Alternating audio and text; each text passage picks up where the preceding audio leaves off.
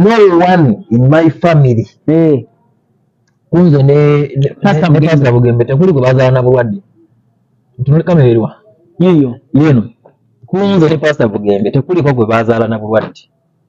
abakuzala Quality Farm Madugomba bayita abalunzi bonna mu ggwanga okujja musomo gw'ebyobulunzi ogutuumiddwa ekyama mu bulunzi Secrets in Farming okuvanga 5 okutuusa nga 6 January ku faamu yaabwe Madugomba omusomo gwa nnaku 2 era tugenda kutendeka abalunzi mu nnunda ey'omulembe endiisa n'endabirira ebyuma eby'omulembe bikozesebwa mu kulunda oyige bw'ofuna mu kulunda ate era n'okukuuma ebitabo banking and record keeping nammwe abaagala okutandika ebyobulunzi nga temulina ssente wakuzeewola mujja ku olwo tujja kuba ne campfire ekiro era nga abayimbi ab'amaanyi ennyo mu ggwanga bakutusanyusa ekiro kyonna paka obudde kkejenge osasula shilingi $20 okulya okunywa n'okusula sasula ku momope kamunyenye mu 65 kamunyenye 3 kadaala merchant code eri 571 671 oba kuba essimu noti 779 291 758 ovuga n'otuuka e Maddu Town Council Gomba District nodda ku Maddu Kiganda Road kilomita 4 zokka ng'otuuse ku kuzaala Quality Farm. Tusinzidde wano ku Landstar Hotel Machindye opposite Papa's Sports wetusinzidde okubanga ali tukuweza hotel nungi eri ku kkubo ebisenge birungi ebisulo birungi emmere nungi ebyokunywa birungi services nungi buba ozze gwe musama agenda okuva e Bulaaya nga ozze ng'ozze wano bambi mbadde nkusaba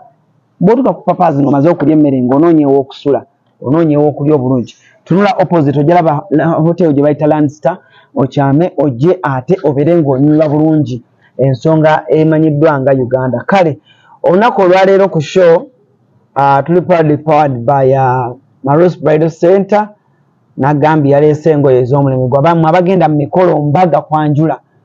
muyite wa Marus Bridal Center mulabe ate ekintu ekitambulira ddala ayagala kwambala mishanana mipya mirungi yite wa Marus Bridal Center Planet Plaza kwasangibwa mu kibuga wakati okulira n'amagoba. Olunaku olwaleero ndina omusajja ndina omwami ate ng'era agenda kuba atweyanjulira amannya ge gwe mulundi ogusoose omukyazaako wano naye nga nkimanyi naye bw'omutunuulidde bw'oti weebuuza n'ogamba yiye ow'amaaso owa memory ennafu oba ow'amaaso agatakakasa bulungi agamba oyo yeye si yeye nga naye bw'okyebuuzizza nange bwe nkyebuuza n'abali abalabe bakyebuuza bafaanagana okufaako obugaani Bani kazo cha nyanjula tuwile gwe ne Musumba Musumba Bugembe mufaanagana simanyi batufaanana naye ze manyi ndi musajja ndi very handsome ate Musumba simanyi nalabye Musumba ng'agamba nti mutabani wo omwana wo Benson yayita baawula mutano wange yafuna obuzibu bunene bambi kuba na travelinga nga tebannamuzaala ng'ali mu lubuto so kati bagenda okumuzaala yafuna obuzibu music wange nga wamulaba ku TV waba yakavaako alina alaba owooli okitegeera so kyamusumbuwanga nnyo owooli yaliwa ngalaba ennyimba zange video ku TV nga Brian Dumba then ate nalaba video za Pastor Bugembe bambi zimusumbwa ate nga wagenda ku church ng'ate asangayo oli oba okitegeera ate ng'ate nza ndaba ku video calls bambi kyamusumbwa nnyo emyaka 4 mutabani wange namulaba wa myaka 4 mutabani wo namuleka mu lubuto era bwe nabasabira Musumba okuwasa bambi ekiri waffe ekirala omwana ne gwe nafuna omulabako omutabire musajja wange kankuulira nko Brian tubadde omanyi kati ffe tukulabako omanyi Musumba bino ebintu empabyo bana ffe tukulabako ne tugamba nti osanga gwa naamutugambirako namugamba nti bana tugambire ku Pastor Bugembe nti embaga twakulabye omusabira namwe kibaluma namusabidde Saala ekyo ekituluma ngata nede ekyate kirala like ekyo kibeera personal manyi buli muntu ayina time watuuka bagamba ayina empewo tebakola ki tebamulaga muliro oluganda luno lugula emyegwe ng'okola ku TV yaffe ayina empewo tebamulaga ki muliro lumwonole kitegeeza nti wanabanga awulidde nga atuusiza ye kennyini ajja kwetwala wase. Gwe tomulaba nkonga oba ina mulamu gw'osanzeeyo ewaka nga nyina omulamu tugwa abantu bakumanyi ekisooka oli w'amazima ate okolera abantu oba oli nedda amazima go Uncle Brand ge gakufudde owedde baita wenze nkuya era nonna gwe mbadde ngamba leero namugamba ngenda kyaza ku Brian ngamba oyo Brian ayogera mazima wale gye okufatalizinga wale waddeko ente bategujogirye ayagala kundiisa wama bw'ogendako eyo Pastor Bugembe tosangayo nti oba muwala ali awo yeeyosazisa ebintu oba yeeyosa engoye oba abantu tumanyi kati mwe muli ba Luganda oyo bwe basangayo naye nga nowuliza osanga bangi nowuliza sooka owulirize tonteeka bigambo by'omukama oyo nosangayo abantu naye omukyala munnange abeera special okimanyi nti osobola okusanga abantu bangi mu bulamu bw'ensi nga bawala balungi balabika bulungi naye okufuna mwana afumba obuzibu obwo tubusanze buzibu bunene okitegera so ekyo naawe abagamba naye noolaba nga namwe naye ayita mu kugira kati njogera general knowledge ekino njogera kiri geno n'abantu abatuwuliriza okitegera nti okufunamu kababeere basajja omusajja asiba ekikalu bulungi n'anywa wati naye nga tategeera okuwulira bazima omusajja nga alabika bulungi nga mu kkubo nga tategeererako ddala waliwo nali ndaba firimu omusajja n'abuuza munne nti gwe olabika nga ategeera ki ekyakusibya naye nga naye abuuza ali mu kkomera ebintu bya relationship mugaa Katonda muggulu ebyo teri n'omu abitegeera kyola nze ngamba abantu nti you pray for your partner okitegeera bwaliwo ebintu ebimu nga tolina choice naye waliwo byolinako choice tuyinza gamba nti nze njagala papa Misaaki yabanzaala oba Saara Nakaayi okitegeera ekyo tokirinako garanti oyinza gamba nze njagala nzaalibwe muzungu njagala okitegeera naye waliwo kyolinako choice omuntu gw'onoowasa oba gw'onoofumbirwa olinako choice okitegeera so you better take your time okitegeera so okudda ku mulamwa gwa mukulu wange let him take his time okitegeera nkulabira ddala nga naawe olinze omukolo ove mu Amerika ojolera omukolo omukolo ono omwagwagala because kirungi Bayibuli egamba nti afuna omukyala afuna ekintu ekirungi era afuna okuganja eri Katonda okitegeera so it's a beautiful thing yeah so we wish era omwagaliza mugambeko mugamba oseetaga kuyimirira wano mugamba kubanga mulaba buli kaseera tuli eno naye twabikwasiza Katonda esaala gye nasabye wamusabidde twamusabidde wadde yadde akayana nnyo omusabira akayana naye esaala yatuuse ayina n'agamba gwe yiye embaga yaliwa awo nange batugatta Pasakaliwa yatugatta nga walokoka dda Pasakaliwa mumanyi eri ku gundi enamirembe nalokoka dda bagizawe nalokoka dda nali nzize okulaba Musumba Bugembe oyo nga gwenza okulaba mu yali vaka ya P7 ne bazannya omuzannyo wa Pastor Kayiwa awo ne gunkiisa nnyo nalokoka lwakutya yali muzannyo wa mizannyo no Pastor Kayiwa gwali awo ngamba ani yali azannya emizannyo Pastor Kayiwa awo balinawo drama group ng'ekuli wa Mwami Rwanda namusangako olumu nga ngenza okuyimba bandi so nenvayo nendokoka naye ekyandokosa kutya omuzannyo gwali mugenda mu Geyena natyageera nendokoka mu buto obwo naye oli musajja mulokole musajja mulokole bulwanagana nnyo ate buli kimu engeri gyemukola mu feesi bafunye wano ddoleyo engeri gyemukujja okola mu feesi nga mwogera lwakuba nti just gwe kyolina manyi Pastor Bugembe akola ki ayogera mpola ngombeefu nnyo aŋŋamba ndabanokanuka Allan ogwe mukakamu mwana oyo bwamukuza bulungi kati bazadde bammwe mwe bagenda okufa gwe bakuleka oli wa bbanga ki I think nalinga wabula sirishuwa bulungi but around 3 to 4 tata ne mama gwe tewabeetegereza sabeetegereza ne nyinako obutonotono bwenzijukira nyinako obwenzijukira kati nga ku ntandikire ku taata wange kyemujjukirako alina lwe yatuleetera engato ez'amasanda ffenna edda za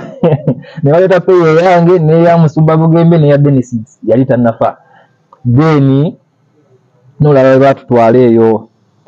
tata kyemujjoka ekirala yali ayigiriza Musumba Bugembe gaali ekimwanyi Masaka ku kyakyawo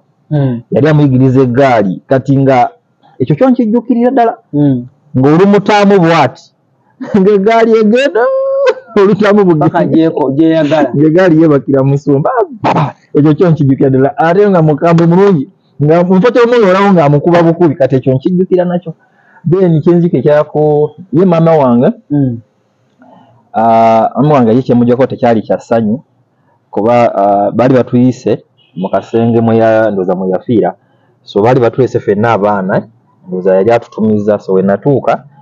bano ne bayingira naye nze olw'obuto nali ntiddeyo nali natya okuyingira mu kasenge natya kati n'agamba statement yenzijukira mu buto obwo n'agamba abaana bange n'okuntya bantidde kuba nayingira nkaaba kitange omanyi gende mpola mpola mugenda mu kasenge oba gye bayita ward it was at home wajjajja gye twakulira mama yafiira waka so batutumya abaana tujje nze Musumba Bugembe ne Dennis yali tannafa so kati nze olw'obuto natyayo mu kasenge okitegeera kati nenkaba amaziga mangi onakuba omulanga munene ne bano bayingira kati n'agamba abaana bange n'okuntya bantya so ako kenzijukira abantu bakwasa nnyo nnaku twogere ku bira omanyize omuntu bw'abanga ndaba aleeta bwino bino abantu bwe baagala okumanya mba nina okuwa moment eyo omanyi kati kankule Brian era abatulaba Bulwade bagenda basheno babemu n'ekyokuyiga kubanga njagala nnyo okukola shows ng'abantu bayiga ate nga banyumirwa naye ebintu ebyogerebwa like okukula wano mukula manyi Musumba Bugembe oyo kati kyemmanyi nantu balowooza mukulu nnyo naye si mukulu nnyo mwana muto naye ennyimba ze yayimba zaamukuza ng'omuntu ekitiibwa kyayina mu ggwanga wano kinene nti omuntu amulabira mu kifaananyi kinene waliwo ennyimba ze yayimbanga yandibadde mu businza oyafaayo nnyo gy'oli ayagala nnyo kuwonye ekimuyisa kati ennyimba ezo bw'oziwuliriza ayina we yagamba ezimu ng'agamba Dennis wandibaddewo n'olaba bino ayina we yagambira Katooke kati ate tulaba kati Musumba tekatulaba naawe waliwo omulala gwe tutamanyi so ewaffe ndoza k'abantu kambabuulireko bakagwa naye tubyogedde nnyo naye era tugenda byogera kubanga era waliwo omuntu ajova yagambe baganda bonna yatugamba baafa naye nze sikuwa kuba ate nvaako ki ali tuli mu kubuulira abantu care about the people who care why not so ewaffe twali batuzaala abaana 5 good so mu maama ne taata kati kambyogerere ddala nga bibiri eyasookera ddala yali miscarriage okiwulira nawulira mbu ekyo kansirikire kandireko ebyama byensirikira naye nga yali miscarriage etaali nakyo kitegeera so second born ye Pastor Wilson Bugembe ye second born naye lwaka kati olw'okuba nti oli tetwamulaba ono tumuyita first born Pastor Bugembe ndoza bitegeerekeka kitegeerekeka then eyali adda ku pastor gwe bayitanga Dennis Sekayiba Dennis oyo gwe yayimba n'agamba nti Dennis wandibaddewo n'olaba bino Dennis ye namulabira ddala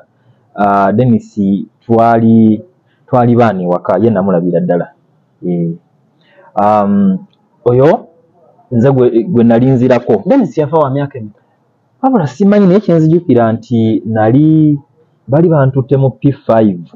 mu Kisulo my first time to go in a boarding section we nadda nasanga Dennis yafa nga tewajja kuziika tebambikira so we nakomawo ng'omwana abakuzaala quality farm Madugomba bayita abalunzi bonna mu ggwanga okujja musomo gw'ebyobulunzi ogutuumiddwa ekyama mu bulunzi secrets in farming okuva nga 5 okutuusa nga 6 January ku faamu yaabwe Madugomba omusomo gwa nnaku 2 era tugenda kutendeka abalunzi mu nnunda ey'omulembe endiisa n'endabirira ebyuma eby'omulembe bikozesebwa mu kulunda oyige bw'ofuna mu kulunda ate era n'okukuuma ebitabo banking and record keeping. Nammwe abaagala okutandika ebyobulunzi nga temulina ssente wakuzeewola mujja ku olwo tujja kuba ne campfire ekiro era ng'abayimbi ab'amaanyi ennyo mu ggwanga bakutusanyusa ekiro kyonna paka obudde kkejenge osasula shilingi 20,000 okulya okunywa n'okusula sasula ku momope kamunyenye mu 65 kamunyenye 3 kadaala merchant code eri 571 671 oba kuba essimu noti 779 291 758 ovuga n'otuuka e Maddu Town Council Gomba District nodda ku Maddu Kiganda Road kilomita 4 zokka ng'otuuse ku Kuzaara Quality Farm. wozanya ngendo kwa obudde buziba nimba buzande Dennis aliwa kitegeera so it was a very sad moment. Bagamba batya era ni akigamba mama oba taata bamama bali bafadde bino byenkugamba bali bafadde Dennis okufa mama mu ntatamu bali bafa muzee omusajja yasooka muzee mukazi yasooka nikudako omusajja like period nga ya mwaka gumu so bino byenkugamba Dennis yenda mulabira ddala ate bali abazadde sabalaba nnyo ono Dennis yenda mulabira ddala musumba gwe yayimba so musumba yagamba amawulire musumba si yangamba musumba kati ngenda kunyumiza family ate ya musumba yali alina gy'abeera baatugabananga abazadde bafudde neka maleya abantu balima buzaabuzibwa so bangamba nti Dennis yafa. It was very sad oba jjaje yangamba omukyala kati Dennis ye yali adda ku pasta Bugembe then nze nali nzira ku Dennis kati ate nze sinzira Stibon bamuyitanga Isaac Sentume kati abaana be batano benkunyonyodde yasooka yali miscarriage Dennis nafa ne Isaac nafa nitusigala abaana babiri Brian Dumba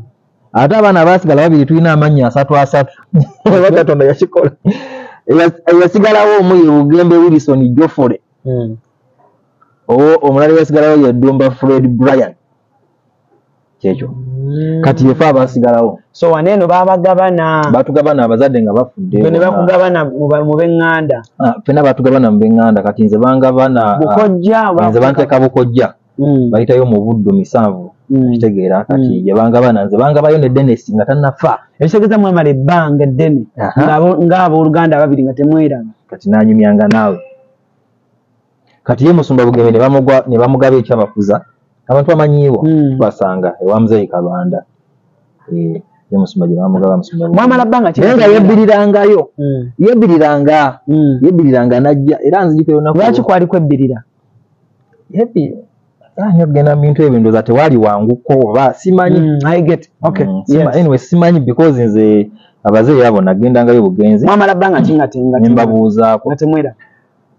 kati ng'omwana kyenzijukira nti yajjanga omutima gwamulumanga ogwa Mugandawe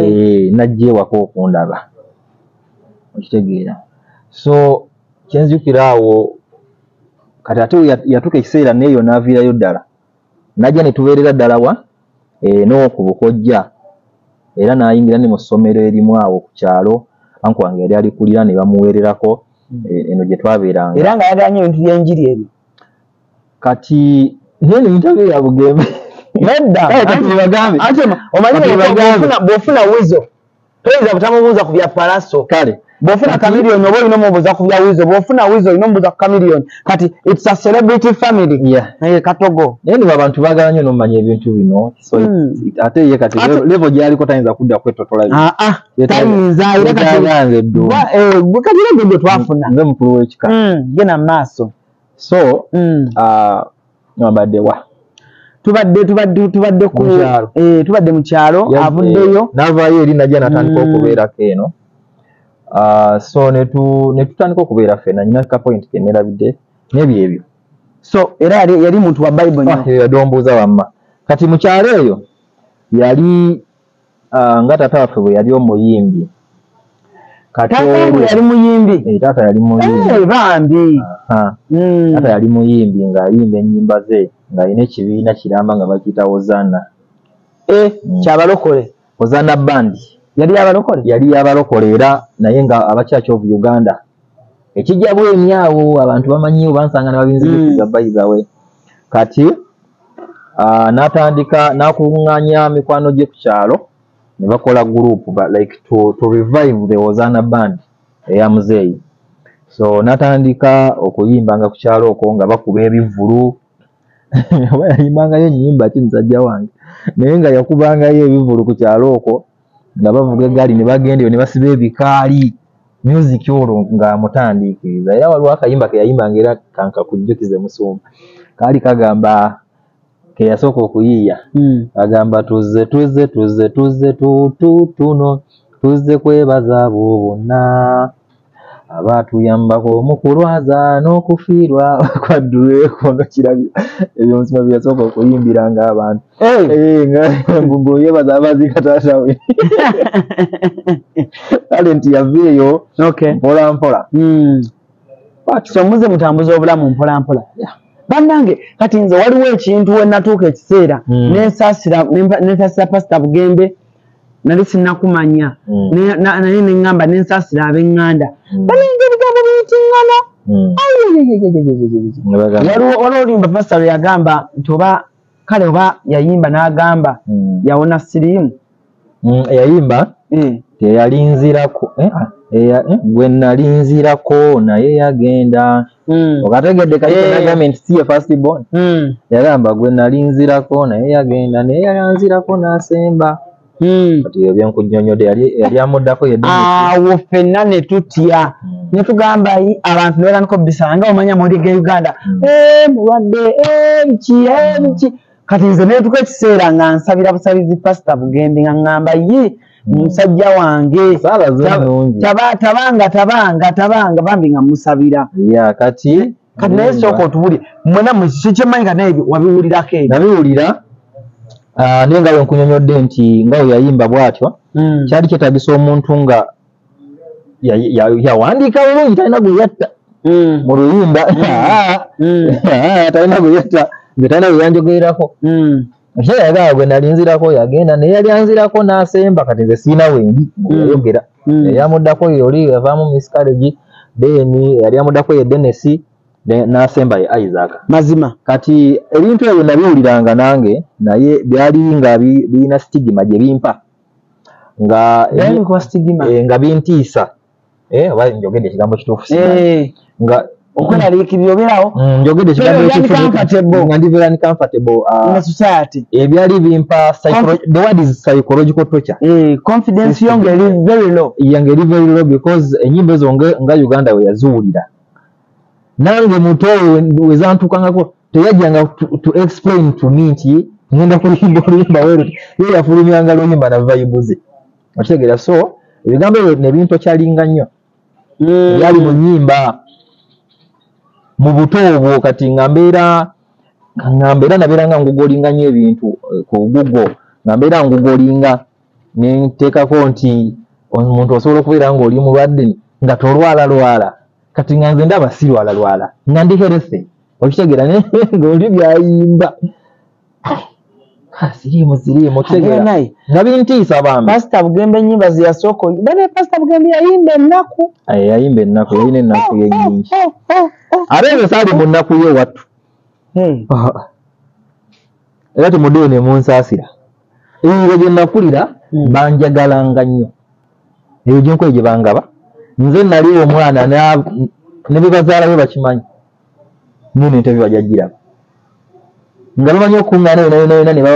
bababuuza omwana nga tannajja omwana mbuuza yenze nze eri nali kaweweedu ng'ono ali mu nnaku ye ayagala nnyo kuwonye naye ng'aliko omwoyo mungi baali mungi. Pastor Bugembe yayimba ennaku bwe kati neekunyumira onyumira otya ennaku ya munno no Pastor Bugembe alina we yayimba kale ng'owulira yo touched ng'owulira buli omu mu nsi muno ekyo ekintu kyayitamu ate ng'abiyimba bulungi ate buddayo mu ezo video ze alina ngeri yakubanga ekikalu kye mirembe gyali egyo yaliwo yasibanga leketo bambi naye naziraba mwagala nnyo amiina so ekintu ekyo kyakutokyalinga nnyo nnyo nkugambe nga nasoma okuva yonna paka Makerere University nga seekeberangako nga ate nasoma busawo okategeera nakola sayansi ezi Makerere okitegeera mugezigezi mukama yanyamba kisa kya mukama nakola biomedical lab technology biomedical lab technology kati kyangu biomedical lab technology anyway nga tukebera abantu emulaga eyo mu hospital attachment nga tubakebera we okuume siri mwatta biki naye nga nze nyina mukuli okutya kwange nga nze muga Katonda nga sekeberangako olinga era nkitya olw'ennyimba mukulu wange ze yayimba nga zanteekamu ekintu muli nga mbuba ndi mulwadde okitegeera kati ate bika nali nalabako Dennis yafa Dennis nentegeera ekimuse gwe naye no minyumi yange asagane niwe nayita tewali wangu anti batugambye tugwe walaba ku nnaku no ngamba kati psychological torture nzali waka nali bulungi banjagala nnyo nga buli kimu psychological torture ngifunira mu nnyimba zino musumba ze yayimba nga zantuukangako ezo ze yayimba zakusanga okuze oli mu high school wiki omwana yenno mu high school awo nojja okitegeera nga kitiisa okitegeera high school abantu bategeeranga nti we Mugandawe bategeera kuba ne bwe nasomeranga ku Blessed Sacrament ekimanya nasomerawo kuva senior 2 paka senior 6 abazadde waliwo abajjanga ku ssomero nga bajja ne bakaabiraawo taata we yayimba ku mbaga yange kati essomero ne libagaana okuyingira bagambanga batya owulidde abantu bajjanga bambi nga abalala bajjanga basibyewo ssente saagala abantu ba mistakeninge mbeera omanyi abantu baagala nnyo pasita Bugembe n'embeera ze kati bayinza okumistakeninga nga baagadde bw'ojja wano weeyisenga oli nze sisobola kweyisanga muntu neyisanga nze otyo sabula nga bajja ne bakaabirawo bambi bajjanga n'obufaananyi obufaananyi nga taata wange ng'ayingiza amagulu yali muyimbi nkubuulidde kati nga bakaabirawo ate nga kati essomero libagaana okudda kati nga bagamba bambi mutabani wa gundi ye mutabani wa gundi taata wange yali amanyikiddwa nnyo Masaka eyo bamutanga nze yani kirabira Drake kati abalala bajjanga nga basibyewo ssente okitegeera nga bagamba nga boogera bakayananya ebya Bugembe bikayananya abantu kati nga bajja mu ssomero ne beefuula abazongo b'okunkyalira senge bayitanga ku gate kati abantu bakaana ku Bugembe taata wange weebityo mbu mwana we si mwana we ebyo simanyi ne kye babanga bakayana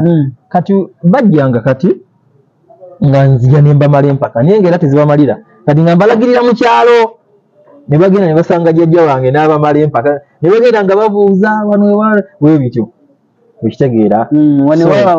waba Bugembe biki ebyo jjajja wange naga ate nze sente okuzirya obuli nga bamutemera jjajja akyali jjajja munaye yanfaako jjajja yanfaako naye omusajja gyali jjajja omusajja azaala taata azaala maama eri famire ezaala taata bambi basinga baafa baafa basinga baali abaana ndoza nga 8 wasigalawo senga omu abalala bonna baafa wasigalawo senga naye kati bino byenjogera bya bukojja kati bino byokugamba byeno ku bukojja eno abaana bye beesimisa abantu gwe bagambanga naawe oli muganda wa celebu abaana abakimanya tebamanya nnyo kintu ekyo naye essomero lyamanya olwabo abajja kubanga nzikira olusi badeputy bani mbatumiddeko badeputy b'ekimanya Mr. bakyaliyo baleka babakyusa naye administration wange omumanyi yafuuka MP bamuyita Mrs. Babirye Kabanda yafuuka MP weeyo kati MP simumanyi ojamutegeera ali mu DP omwo so baatuka ne bamanya deputy nzijukira nga olusi babimbuuzabuuzaako bwe bati naye nga essomero teryamanya nnyo so ku ssomero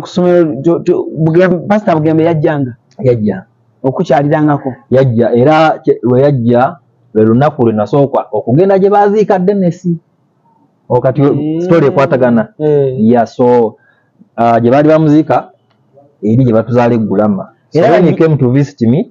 nayagala tugendeyoko I think aba yalina P5 yali sorry senior 5 so teberezaamu omuntu eyava mu P5 nagendayo senior 5 ono lwe yajja okunkyalira. Wow, ebbanga lyali ddene awo. Yali ddene. Yajjira mu kasaati kakanyero. Zakalabako nze. Zakalabako kasaati ke yamayindi yakati. Bali nawo olabika okubeera ennyo ne Mugandawe. Omusanze nga Katonda amujjuludde eri gye yagamba abantu abasinga baali banaku. Kakati omusanze atereddemu okumutegera obulungi. N'okwetegera obulungi kati mukube essimu ne mwogera ebiye. Twabeeranga nkugamba nti eri yamala n'avaayo najja ne tubeera ewaka. N'abeera eno ewajjajja e Masaka. So eyo moment twabeera ffenna. Then bino bye yagendera ku luguudo ebyo wesaali naye. Naye namala P7 nenzijja ntandikanga okubeera naye mu holidays like frequently nga tusula ku Highway College Makerera awo ng'abaana bwe bawummula nga ffe tusigalamu mu dormitory nga ffe tusigalamu gwe naye ne banne be yabeera nga yatandika nabo ekkanisa nga ndoza talina gyakusula then nabeerawo mu life eyo nabeerangawo naye nga nzija n'enzira nayagalanga nnyo eka kuba banjagalanga nnyo eri era nga tayagala nnyo nzireyo ngaga musule mu ddoomu mwenna era twabeerangamu ate twasulangamu abaana nga bawummula bambi nga yalina kusigalawo. So gwe kino ekintu propaganda abantu gwe batambuza nti bonna baali balwadde biki byakosa abakuzaala Quality Farm e Madugomba bayita abalunzi bonna mu ggwanga okujja musomo gw'ebyobulunzi ogutuumiddwa ekyama mu bulunzi Secrets in Farming okuva nga 5 okutuusa nga 6 January ku faamu yaabwe e Madugomba omusomo gwa nnaku 2 era tugenda kutendeka abalunzi mu nnunda ey'omulembe endiisa n'endabirira ebyuma eby'omulembe bikozesebwa mu kulunda oyige bw'ofuna mu kulunda ate era n'okukuuma ebitabo banking and record keeping. Nammwe abaagala okutandika ebyobulunzi nga temulina ssente wakuzeewola mujja ku olwo tujja kubadde campfire ekiro era nga abayimbi ab'amaanyi ennyo mu ggwanga bakutusanyusa ekiro kyonna paka obudde kejenge osasula shilingi $200 okulya okunywa n'okusula sasula ku momope kamunyenye mu 65 kamunyenye 3 kadaala merchant code eri 571 671 oba kuba essimu noti 779 291 ovuga n'otuuka e Maddu Town Council Gomba District nodda ku Maddu Kiganda Road kilomita 4 zokka ng'otuuse ku kuzaala Quality Farm. Yabyankosa olw'ekyo kyenkugambye nti ennyimba zantikako psychological torture. Nze ennyimba zanze zansumbuwanga kajoba nti sinenya Munnayuganda alowooza byalowooza kwanze nange Mugandawe byansumbuwanga era nadde bayirawo nzijukizza ti nasoma ebbanga yonna nga seekebeza olw'okutya kati nali ku island emu bagiyita Busi Island. Busi olwo maze okukola maze okugraduatinga nga tuli mu internship era Musumba yakuweerera Musumba yampeerera yatandikira ku university naye okuva eriyo naye Taso yampeerera mbuuze etya Taso okuva P5 paka senior 6 nga Taso yampeerera mbuuze etya kati baalanga ekirango e Masaka mu Butoobo jajja n'akiwulira nga bagamba nti abaana b'abaclient mwena mugenda somera bwerere oba abazadde we bali oba baafa okiwulira kakati awo nze wenfuna omukisa ogusoma kubanga abazadde bammwe baali muli sabula era nze saalisome kubanga Musumba agenda okuba nga afunye kasente nga ebbanga lyali badde lyetoolodde okitegeera naye bambi bali bajjajja baafanga atandikira ku university first year nampeerera paka university mbadde nkugamba nti nali ku Busi Island okwo nga seekebezangako so twali tuli nali nga ntya so nali nkola ku Maud May erweza so nempula eddoboozi nga liŋŋamba lwaki leero teweekebera wajjukira bye nasoma so nalwana nali of course naye nendiwangula nenzija mu gilavuzi nene prickinga nefumita nenekebera nandi mulamu bulungi. Alani olunaku olwo lwemtuka kwogera ku kigambo ekyo nawulira nga nzaalibwa buto, nawulira nga obulamu bwange buzzeemu obulamu kwolwo nga ninganga omupya. Ekintu kyonna kyenkuze nakyo mu bulamu tewakifiira kyonna kyonna nekyagwawo. Tewakinyumizaako Pastor Bugembe? Nemukubira essimu ngamba lyo ebbanga lyonna linanga olina tocha saamunyumiza. Munanga abaana babeera ne tocha mu bulamu bwabwe, abantu babeera ne tocha nga kimusumbwa. Tugende mu maaso. Munaye ne nkwata essimu kwolwa nnyini ku Island eyo gye twali, nemukubira essimu nga ndi excited. Gwe okimanyi nekabadde nga ndi mulamu nanga Mukama mulungi. Mu ddoboozi erimaliramu ddala amaanyi nali manyi naye agenda kugenda mu giya wa kumbe ye yali yakola ki, yali yankebera dda nyina lwe nalwala ng'omuntu yenna. So nantwala ku kadiki eyo ndoza we yatuukayo n'agabayo mu mukebere. Kati ye yali already akimanyi nti ndiki ndi mulamu okitegeera. So ate naye namukebera nze kennyini. Omugamba otya? Namukebera babawo namukeberera wange naye alani siriddayo kebera muganda wange kuba nze nasinga okutya nga liza sinaziraba ati amabudde ng'ozirize awo siriddamu era Musoba Bugembe nyala kuweereza buno obubaka nti siriddayo okukebera oba okukolako ne woliba olwadde. Nze nasinga otya nga liza sinaziraba. Of course yali mulamu bulungi naye yali atidde kubanga wakwata empiso okebere Pastor Bugembe oba muli balwadde. Namukebe simanyi nakwe twava naye ebiseera ebyo nga bitamubiyitiridde simanyi kwe twava tebyali bigambo. Naye nzijukira nti nali ennyumba yange gye nali nsulamu yali wano nga waliwo mukwano gwe bayimba nnyo ennyimba ebiseera ebyo bamuyita Waswa Kiyingi. Mumanyi Waswa Kiyingi. Kati Waswa Kiyingi ennyumba ye yali mabega w'eyange okitegeera. Kakati nemugamba kankukebere nakkiriza kubanga nze nali nyina bustrip bwange nemuteekako naga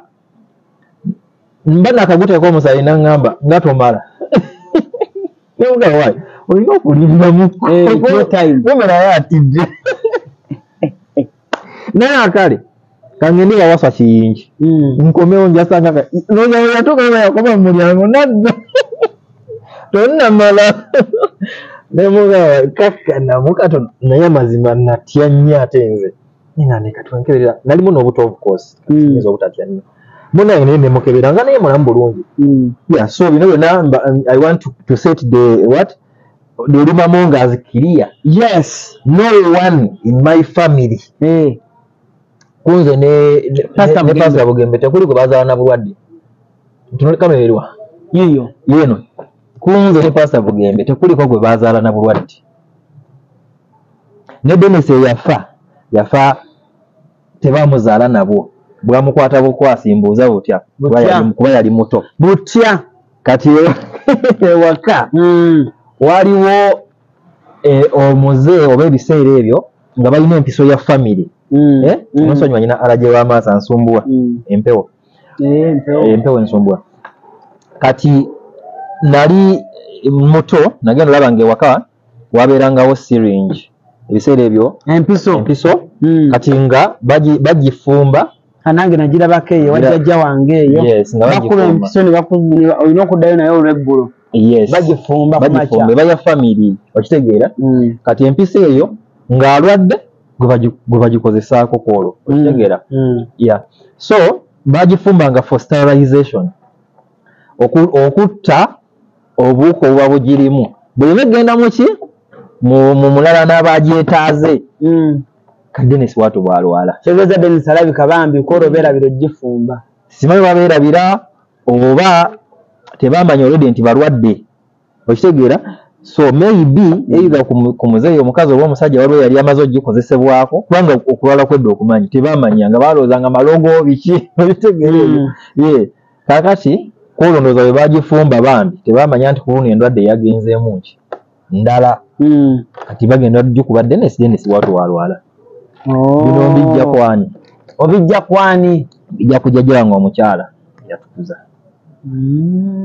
yakunyonnyola because ze namala nayo obudde bungi nanjagala nnyo bambi okitegedde so ekyo bwe kyali nkitegedde bulungi abiteri n'omugwe bazaala naki kati kali ka Isaac kali akali kasembayo akali kalasibeni kaffe ddala Isaac kasentume ye Isaac baali olede bamaze olwala kati awo twebaliza Katonda yali waggulu nti eyo empiso bali basobola ogikolesa kwolwo kuki ku Bugembe obanze oba okitegeera awo nebaza Katonda ali mu ggulu nti bagenda okulwala ebyabo okuzaala omwana asembayo bagenda okulwala nga nze bamaze okunzaala okitegedde bambi mukama mulungi era shaka Pastor Bugembe akasinga okunyumira mu nnyimba ze zayimbyeko sofa kogamba nti ako baaba wayimba kankolera nnyo ennyimba ze zonna nnungi munnange zonna nzaagala naye wabayo akayimba naye waliwo akagamba nti enkya ojja kuba bulungi ako nkaagala nnyo kanyumira kayimba kyako kagamba musajja yanjereze wano juzi mukwano gwanga nyanjula gyali Bugembe oyo saana omuyige musajja mulungi aweereza Yesu mukwano gwe n'agamba nze Bugembe mumanyi mbyanguya nti oyo ayimba byannaku ayagala bamwagale n'aseka nempulira nga nfanfanfa ojja kawa enkya ojja kuba bulungi akayimba kali sweet ngenda kuddamu omanyi Pastor Bugembe alina ennyimba juzi nali mubuuza akayimba ako kawooma that's what I can tell ate nze kankubuulire ennyimba za Pastor Bugembe ezisinga okunyuma ze nnyimba zanyumya stories storyteller nze yampuliriza akayimba ka bali banaku kanaluta twali kujja live awo ekiro nangamba Alan jangu soko onjaka namugambirawo no hit nange yakanteeramu nga tuli mu America mwali mu America twali sire mu kukuna fulo wanye nange njotereddemu yakanteeramu kunyumiriza ekyange kiri wano kujja live makindye ku Salama Road naye mbali nakamala example yange ye Salama Road nongamba nange yakampa nga tuli mu America yakanteeramu nga tuli mu America mwanyi lwaki kinkutteko because tewanayita na week nga nzijukiriza nti ojjukira ina kutyamu libala twali banaku nga tuli mu America ekenyini yadde akingambe last week ebya ddala Katonda mumetenga nnyo nga muli mu America wabazze si nnyo nnyo naye wabazze nemugamba mutulamu awo nemugamba naye mukama yeebali banne era bajje tuli buli lebo gy'otuuka oba olaba ebizibu ndowooza abagagga tebakaaba abagagga nibo balina ebizibu byabwe buli lebo gy'otuuka sitaani yagezaako nnyo okulaga nti oli bubi okitegeera naye nze njagala okubuulira omuntu otajjukira gy'ovudde tosobola ku appreciatinga kale nze ondaba wano wendi nkulaba nze abantu baterogana nti mbeera musanyufu bambuuzayo gw'onyiiga ddi babimbuuza naye nze wendaba gye nvudde n'okubeera nga ntuddeko awo ne ALLANCRUZ ndaba nga kikulu n'akamotoka obumotoka kenvuga nze ndaba nga kinene nze n'akannya obunnya kano kennina aga Katonda ekiseera we natuuka nga ndaba abantu ku TV ne ŋŋamba mukama oba nange basobola tulina kuwaza nnyo ALLANCRUZ nga Katonda abeera atujje wala nnyo nnyo nze ekyawandikibwa kyensinga okwagala mu Bible kigamba byonna bya butaliimu that is my best verse eno duniya twemaliza mu bwereere kamiri yeebali okitegeera tulina kuwaza nnyo naye gwe okimanyi nti tolina kyosobola kukola nga Katonda agere tojja kubeerawo nkya okimanyi nze buli wendaba abagagga be twegomba nga bavudde mu bulamu bw'ensi eno nyongera obeera hamu okimanyi nti obeera ogamba Mukama nzimbeyo ku nnyumba omusajja naafa n'aleka kalina n'aleka ebizimbe Kampala Road sengera ne kuli abantu ababeera eyo nga ogamba nti kakati bano balowooza nti ku nsi ogenda kutwalako ki nowala na munno n'ogobya munno ku mulimo ne weetikka munno oba okitegeera tolina kyogenda kutwala ku nsi kuno tolina ogenda gendera mu kapale kamu n'akasaati Alani wobanga Bayibuli egamba nti wobanga ofunye ekyokulya n'ekyokwambala kumale nzaawe mbalira obulamu Katonda. People don't value life. Era bino natubyogera omuntu omu atulaba otandika okuvaluinga obulamu. Ate bino byenjogera family yaffe si yasinga okubeera obubi. Abantu balani balina story nze mbeera mu bantu. Abantu bakunyumiza ebintu n'ogamba nze nali bulungi. Okitegeera tutandika oku appreciating obulamu n'okubuvaluinga. Bwe bukya ku makya ng'okyali mulamu ebirala bijja kujja. Ate Alani ne bwe bitajje just missing eggulu. Alani to missing eggulu tukolerera obulamu ne butusumbuwa. N'ogenderi n'okuŋŋaanya naye nga byonna by'okuŋŋaanya tulina n'eki ne twerabira obulamu obw'olubeerera tubwerabira nondonga alokoka lokole bonna babbi bw'olokoka oleme kubba okitegeera kyengezaako kugamba nti ebyaddala bambi ebyaddala abantu tugenda ne twerabira the value of life ne twerabira nti byogenda okumala obulamu obungi. Abakuzaala Quality Farm e Madugomba bayita abalunzi bonna mu ggwanga okujja musomo gw'ebyobulunzi ogutuumiddwa ekyama mu bulunzi Secrets in Farming okuva nga 5 okutuusa nga 6 January ku faamu yaabwe e Madugomba. Omusomo gwa nnaku 2 era tugenda kutendeka abalunzi mu nnunda ey'omulembe endiisa n'endabirira ebyuma eby'omulembe bikozesebwa mu kulunda oyige bw'ofuna mu kulunda ate era n'okukuuma ebitabo banking and record keeping. Nammwe abaagala okutandika ebyobulunzi nga temulina ssente wakuzeewola mujja ku olwo tujja kuba ne campfire ekiro era nga abayimbi ab'amaanyi ennyo mu ggwanga bakutusanyusa ekiro kyonna paka obudde kejenge. Osasula shilingi emitwalo 2 okulya okunywa n'okusula. Sasula ku momope kamunyenye mu 65 kamunyenye 3 kadaala machant code 571 671 oba kuba essimu noti 779 291 758 ovuga n'otuuka e Maddu Town Council Gomba District nodda ku Maddu Kiganda Road kilomita 4 zokka ng'otuuse ku Kuzaala Quality Farm. Si ku nsi okitegeera genda okole nefuna sente ez'amazima. Omusaayi gwa banno nalaba yisudi okitegeera ebyo ebintu bitukuba nnyo nga tuli ku kyeyo bitukuba kati Alani mufuuka nga baganda baffe abaddala omanyi omuntu gw'obeera olaba buli kaseera because I follow you oba muganda wange nnyo kati ekintu kyonna ekikubaako God forbid kinnuma nnyo. Abantu abali ku kyeyo baagala nnyo ensi yaffe bula babeera nnyo mu politics okitegeera kubanga abeera ali away from aba yeegomba aba yafuna n'abantu batamanyi okitegeera banaye ku bulamu bw'ensi buno yefaayo okulaba nga wejja mu bwavu ekyo kikulu naye mu makubo amatuufu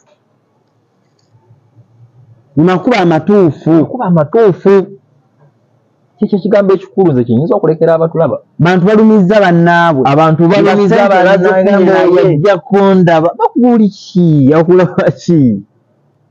akulaba ki muli ki kawuka muka Katonda nze nasooka okulinnya ennyonyi era nalina mukulu wange oyo Bugembe mwagirinya babiri yasooka nantwala ku trip wa Kigali ye nasooka okulinnyirako ennyonyi naye tuba tuli waggulu eyo nimugamba naye soko olengere wansi yambukire ngire ku dirisa nkole bulungi amaalo ge Masaka gonna ganzigwemu naye era gaagaana tegagwangama naye natunula wansi ne mugamba abantu beepankira ki muga Katonda mu ggulu ng'olaba mazzi n'amataala nolengera akataala obutaala obwaka okitegeera nga byolaba nga tosobola kulengera nti ani omunene ennyo mu Uganda wano gwe tuyinza okugerezaako natosobola mulaba nemotoka Jenkins Pastor Mondo mukwano gwange naye tosobola mulengera okitegedde muga Katonda mu ggulu n'otunula wansi ng'abantu balinga obuwuka naye nga tuli eno era twaseka nnyo ngamba abantu ali eno wansi y'empika nga abanga Katonda waati waatulaba twetereeze era omuntu alina yepankira wano mukono gwange omulala ali mu Amerika bamuyita Charles yaŋŋamba nti ye buli walinnyo ennyonyi ebirayiro abikuba buto buli walinnyo ennyonyi Mukama mboneredde nereero mboneredde kasonyama nenziramu neminyako ku ttaka okitegeera nti ebirayiro bikuba buto kasobera waggulu eyo okitegeera like obulamu bwewo naye omuntu n'abeera kuno nga yeepanka nja kutta tolina kyoli abantu baagalize yagala nze ndaba abazadde abafa nga bagagga nnyo balwanira ebintu batutta amataka g'abantu bakoze biki nno munange ne bagenda ne tubalaba ku mikolo nga n'abaana baabwe nabo bawulira obulumi ng'abaffe eno bwe balimu naye nga yalumya abantu nze kyobola nti mbeera nnyo bintu by'okubuulira enjiri njagala nnyo okuzzaamu abantu amaanyi okitegeera I want to encourage people. That is one of my hobbies. N'ennyimba z'ennyimba mubeeramu obubaka obuzaamu ku muntu amaanyi abantu bakitegeere nti ku nsi kuno tolina kyojja kugenda nakyo kola nnyo ne mu mazima abantu baagalize teweepanka teweeragiralagira ku bantu yamba ku banno yamba b'osobola kiremye weebwa obulamu oli musajja mugezi nnyo eyo ddala temulaba mu famire yamu kyovulanga Katonda agenda bbawa ate akyabawa kitwala essaala eyo ngitwala naye Allan abantu bakoze abannaabwe ebintu nze Allan nakolako projekiti nkunyumize katono nnyo nagenda invested a lot of money in it nga ngikoze n'omuntu omu nga mmanyi nti ejja kumpisaawo yali yakulima teyali yakulima nina kye nali nkoze ekyenjagala osirikira naye omuntu gwe nakikola nakyo nanziba akasente konna ke nalina mu bulamu esente nga nnyingi ziri $1,000 naye nga ze nali nina naye bwe waŋŋamba njagala ebintu ebyo bife ebiki era nebifa njagala ebintu ebife bye twakola naye nga sente azibbye okitegeera kati ekyo kyange niye abantu abalala balina kyobola nagamba abantu ekyo kintu ekyambako ne ŋŋamba toyinza okusanga omuntu ng'alina kye yakoze munne noonenya nnyo oli yakikoze naye nga ono gwe bakikoze alina kye yakola munne oba onfuna akantu ako ntera okukagamba abantu osobola osanga omuntu ng'abonaabona nga tomanyi kye yakola n'omusaasira naye ng'oluusi n'emiggo gy'aliko gyajjajjaawe gyagabana ali ku miggo egya famire egijje kuba Katonda is a just God osobola ki okuyitawo leero omwezi guno n'enky emyaka 2 n'emyaka 10 ekiddira abaana bo people forget that kati ezo famire zosanga bagamba bagundi mu myaka gyagundi baali bagagga balina n'ebimotoka ebikadde byamiramu omuddo waka emotoka zasimbanga naye nga okitegedde ebipanka by'emotoka balina bikalina byakomawo naye nga waka waliwo kalina kati basula mu kayumba kagana bagwira nga tomanyi kye yakola taata we yagaggawala naye nga kyeyakola abantu people forget that abantu ebitugoberera ffe kennyini twabikola oba bakitaffe babikola kyosiga kyokungula teri asiga ssere n'akungula soya taliiyo abantu bayise bulungi abantu bagayi kati natundi omukyalo oyo yankola ebintu ebyo bambi ng'alina omwana we taba mu makomera ye kennyini ali mu nsi buli omu gye yeegomba naye talina yadde 10 ali omwo abonaabona naye ne mmanya nti binaze abikola oba si ye oba bazadde be ate mu kkanisa abeeramu naye nga tasumululwanga kitegeera Allan omuntu yenna alina kyova olaba essaala entuufu yakwenenya n'osooka n'ogamba Mukama onsonyiwe ku byebibi bye nakola ne bajjajjange bye baakola kuba Bayibuli eyogera mu Exodus nti Katonda asonyiwa emirembe 4 jajjaawo osobola nga kyosasulira kiri mu bajjajja emirembe nga 8 bikugororera bona onogasabako abalokole babbi gwegenda yoleme kubba because of African settings zino ezaffe tulina ebintu bingi bambi bajjajja baffe tebamanya Katonda basamira nnyo okitegeera kati ne tujja nga tusikira ebintu bambi tutamanyi n'osanga omuntu ng'abonaabona naye nga bambi nga tayingirangako na mu ssabo naye nga kitaawo oluzaalo yanywa lunywe yagenda nawayo bisaddaaka yasaddaaka omuntu Allan simanyi interview gyekutte tukomewo tubadde watuufu kubanga kati awo omwoyo atuyiseeko n'atugamba tuyise obubaka obwo I know that's very right kati bino tosobola bipulaninga mudde teddupa yogere bino simanyi na gye bivudde But this is what happens in the society. This is what happens in the society. This is real life. Abantu, they pray so hard for curses okumenyebwa mu family zaabwe. Bayina abantu bawulira nnyo nga abasumba basaba nga bagamba nsabira curse mu family yammwe. Naye eriyo families nga zirina curse. Yeah, it is true. It's very true. It is very true. Bajaji baffe batatu baffe ate eriyo families ezimu zojja okusanga nga balina curse ne muvaamu omuntu omu n'aloka kati omuntu oyo bw'azuula nti oluusi balina curse mu family kati omuntu oyo n'abeesamba bwe abantu oluusi b'osanga ku kyeyo ng'atya n'okudda ewaka ng'ate okudda ewaka agamba ne bandabako obulabi baba amanyi abeewaabwe nga gye bakolamu ebintu byabwe n'agamba blood nze eka n'ensonyi ne bwe ngenda e Uganda alani n'emitima alani katwogereko ne ku mitima katini alani abantu emitima mibi Katonda yagamba nti ndabye omusajja alina omutima ng'ogwange Dawudi kitegeeza emitima waliwo emirundi n'emiki n'emibi yalengera omuntu ku nsi alina omutima ogufaanana ng'ogwo kitegeeza waliwo egitafaanana nga ki nga gya Katonda kati atafaanana Katonda afaanana ki si sitaani abantu emitima okola eki omuntu n'atakusaasira abo abaana bali ku buwala bwabwe mbawulira nnyo abali ku byeya abaana abo enkola ze bakoleramu muganda wange abaana abo okudda n'obutadde era nsabira nnyo abaana bali ku buwala bwe eyo Mukama bambi abateeremu obwangu. Nina mukwano gwange twogera ku mbeera z'abantu n'obubi bw'abantu yalina boyfriend we nga bali bulungi muwala n'akyazaako lumu mikwano gye waka eyo mikwano gye we gyakyala nga gikyala nnyo kati omu kyava amugamba naye wano olaba vaawo nga yakola nnyo takuwa budde bambi oli ekintu ekitandika omulaga wamma ndaba nangemuyingira mpola mpola n'avaayo bwe yagenda n'alabika okubonaabona mikwano gye ginyini gye gyagambanga naye alabeko naffe kye twaliko ye mitima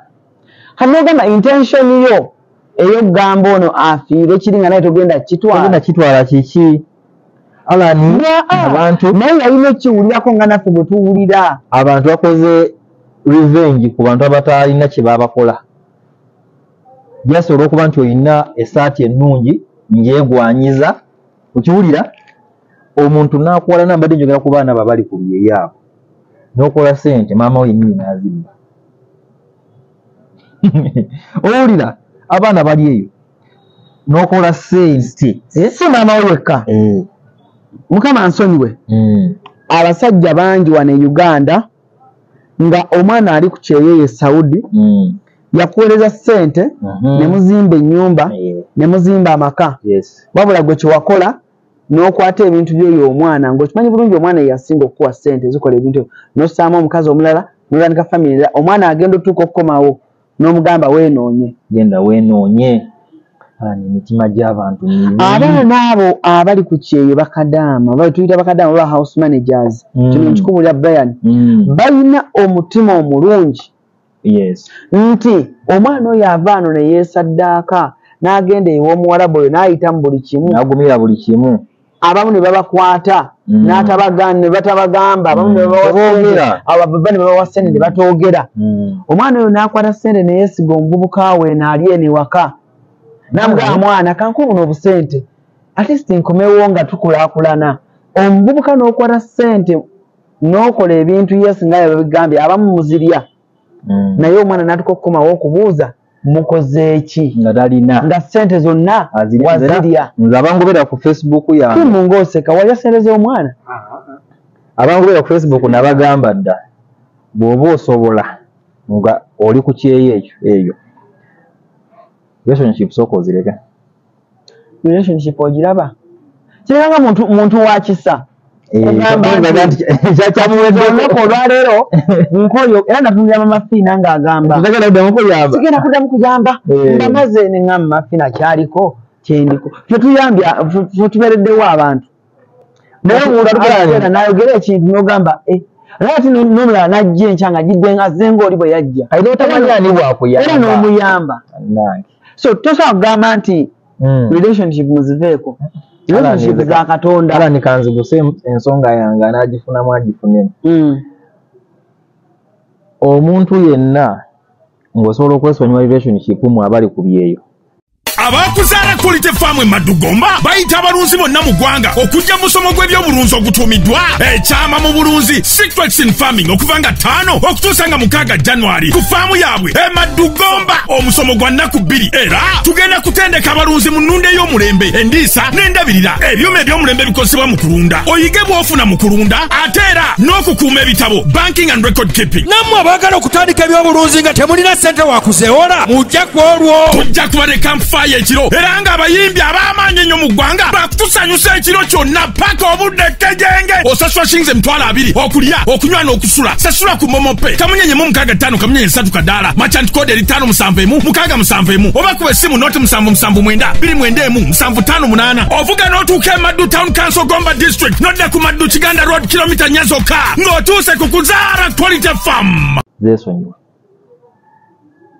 zimenya nkubuulira abavubuka bano obwesigwa okugamba nti ninde omuntu gwe simanyi lwalidda butono okulaba nga oli obadde omanyi nga ddala mulokole nnyo okitegeera naye naddala ezo relationship ezo ezitandikira ku Facebook ezo TikTok nze tenyo ogamba abaana nti wubira nnyo ssente zo ziwubire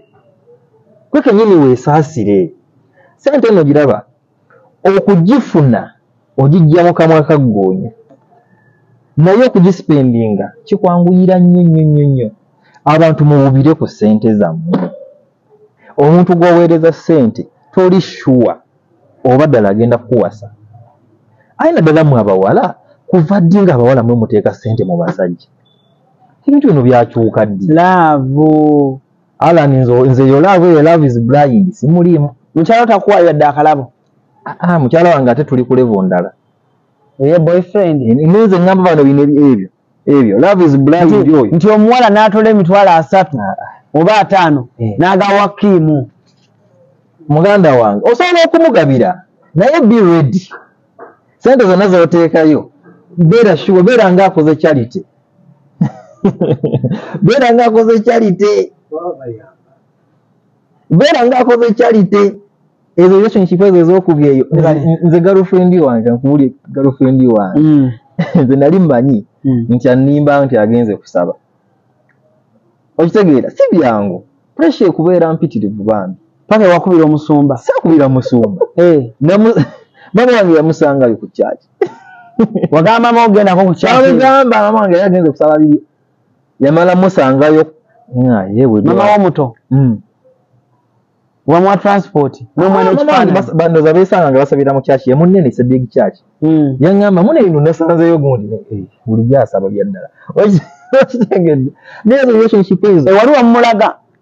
of course bamumanyi ali official mukyala wo munyina ow'empeta ali official naye kati nkubulire nti nali mwesiga naye ng'era kali tekabulamu kogamba obanga oli ku kyeyo tujja mutwala butwazi banze nkubulire naye nze simanyi lwaki sifunangayo na muntu nze ampa ssente ogenda okuba ndi musajja mukozi nnyo bakuwe bakuyitire andi sente eno ojja gisasulira nze saagala kukaabya bantu naye ebintu bya relationship ebyo ng'oli ku kyeyo kati osanga kimu wange oyo amenya emitima agimenya baweza bu audio one amenya emitima anitasha emukyalawo tokyamusa bukyamusi agenda kamutemera mwaka muwe agenda katemamu aba agenda katema mwaka muwe naye ffe tulinze but anyway nga tumaliriza Uncle Brian oli muyimbi ni muyimbi oyimba for passion oyimba music kikati bani nyimba gospel music 99%. Akamu no kayimba mochi. Love. Mkwano gukunyumira 99% nyimba gospel. Yeah, 1% wenchamuse. Okay. Ni nyimba yoko kuzala. Kitegeeza oli musajja wa mukwano, olina omukwano. Ni omukwano. Dala. Kitegeeza olina abaana abawera. Nyine omwana omu. Bano tumunyayo. Twagala abaana waffe kuba tuli batono. Mwagala abaana bangi. Kika kyaffe kirimu abaana batono. Ndi musomba ajja temufaayo. Ajja kujja. Naye kyo ekyaffe ekika twagala kiwerere ddala kubanga kitono. Kati zaala wabbanga kya first born wange agenda aweza I think ali 4 wandibadde wagaseeko dda ng'owagatako ng'owagatako bameka eno okay amazima go gakufudde owedde eno yeah kale music kyekiddako tufulumya ki yes music ndi muntu afulumya music every like 2-3 months. Yeah, omwaka ntirobeeramu ne video nga 3 oba 2. So abadde following all the time. I think they know that. Yeah, some royal fans by the way. Very royal to me. Era mbebaza mwenna bambi abawagira music wange. Music mukola right now sisubira nnyo kola nti wangera kola concert ye ebeeraawo. Naye music njagala gende mu bantu. Ndi nnyo omuntu ayagala okukola obo kuyita abantu nga they see a lot of work on the ground. Wena kyo kyokola concert nagikola ko lumu nebeera successful nagikola mu 2018. Wagiteekawo? Nagikola ku Wash House. Bwe nasooka okukwata ku miliyoni 2. Yali sizirabangako. Abantu bajja bwe batyo? Bajja ate yali yaweere. Abantu bakwa ssente? Ezo zaali eba za kaashi ate bwe twasigala tubanja abo bosi aba banja raba ne buli gwe nasigala nga nkubanja. Karibu na 2 zaggwawo da. Zaggwawo. Wadde ntambudde nazo emyaka 5 emabega. Kati olina mpya enki essente anti sinakola concert ndala kati sijina. Annange nerewe wabale kujja kale wabale kujja wabira ku Musumba Mugambe mwagala nnyo. He's a very good friend of mine. Yeah, that's very good. Mukwano gwange nno ddala oyo. That's very good. Wabale kumwagala na yava ku stage nampa ku ssente tadduka buddusinga bayimbi balala. Yeah. Awannayo abayimbi be Uganda badduka ne Musumba bwavaako ngamba Alani kebera mu kooti eyo. Nante kebera mu kooti. Ngosanga omuso 5. Era mufuwa 5. Munanga alina abasajja abasajja n'abakazi n'abaana abato bikyaba bamufuwa. Bamufuira ddala Simoni. Kirungi nnyo. Kala nku brand. Ebigambo by'ebisemba. Ebigambo byange bisemba. Abantu tukole. Kubanga obwavu bwo mpologoma. Bweteerwa nako ekulidde. Mazima. Ekyokubiri sente yo gibubire. Pastor Bebekulu yabagamba teeka sente wola. Ani pastor ani? Pastor Bebekulu. Sira tugamba teeka sente wola. Si pastor. Anti Paul yali abawuli yangi. Okay. Nsagamu ne bakitegedde. Teeka sente wokola ki? Olaba. Ng'omanyi nti sente yo gyekusobola okugiryako emyaka si kumala gakyamuka teeka mu relationship ebyo kitegeera. Then ekyokusatu mukolerere nnyo obulamu bw'ensi naye n'eggulu temulyerabira. Eggulu kkulu kuno ku nsi mbasabira nnyo mwenna abandabye Katonda bawangaaze nga Nuuwa emyaka 95 muwangaale nnyo. Bibuli yagamba myaka 8 myaka 7 amaanyi 8. Genesis 15 negamba nti you shall go to your ancestors at a good old age nga weeyagalidde ng'okaddiyo ekyo kyensabira abatukoze eki abatulaba naye nga kiwedde ekyo bwewangadde nnyo olagawa kituufu. Kale Mgutu CRUZ exclusive kwe tubadde okutuuka essaawa zino nga tumaliriza. Njagala obeebaza mwenna abaddeko okuva gye twatandikidde okutuuka essaawa zino nga tumaliriza. Ennaku z'omwezi nga 22 Desemba tuddayo mu ggwanga erya Egypt tugenda Misiri Africa One Tours and Travel. Abalaba trip nga tugenze Misiri mwalaba kye twaliko. Tusuula bulungi tulya bulungi ono ye takekkereza nti kanti fissa nnyo jangu ogenderayo ofune ku experience empya. Woba oli musama nkubira ku ssimu yange eri wansi awo onkubira oŋŋambe nti ALLANCRUZ njagala genda nammwe ebintu bijja kuba byanjawulo mukko. Kati mujje tugende Misiri ennaku z'omwezi nga 22 tugende tugende ku mountain gye babeera Moses amateeka 10 tugende mu bifo ebyenjawulo byonna ebiri holi mu Misiri sana kubanga tensukaku wano olunaku olwaleero musise bulungi mwera abakuzaala Quality Farm e Madugomba bayita abalunzi bonna mu ggwanga okujja musomo gw'ebyobulunzi ogutuumiddwa ekyama mu bulunzi Secrets in Farming okuva nga 5 okutuusa nga 6 January ku faamu yaabwe e Madugomba omusomo gwa nnaku 2 era tugenda kutendeka abalunzi mu nnunda ey'omulembe endiisa n'endabirira ebyuma eby'omulembe bikozesebwa mu kulunda oyige bw'ofuna mu kulunda ate era n'okukuuma ebitabo banking and record keeping nammwe abaagala okutandika ebyobulunzi nga temulina ssente wakuzeewola mujja ku olwo tujja kuba ne campfire ekiro era nga abayimbi ab'amaanyi ennyo mu ggwanga bakutusanyusa ekiro kyonna paka obudde kejenge osasula shilingi 20,000 okulya okunywa n'okusula sasula ku momope kamunyenye mu 65 kamunyenye 3 kadaala merchant code eri 571 671 oba kuba essimu noti 779 291 758 ovuga n'otuuka e Maddu Town Council Gomba District nodda ku Maddu Kiganda Road kilomita 4 zokka ng'otuuse ku kuzaala Quality Farm.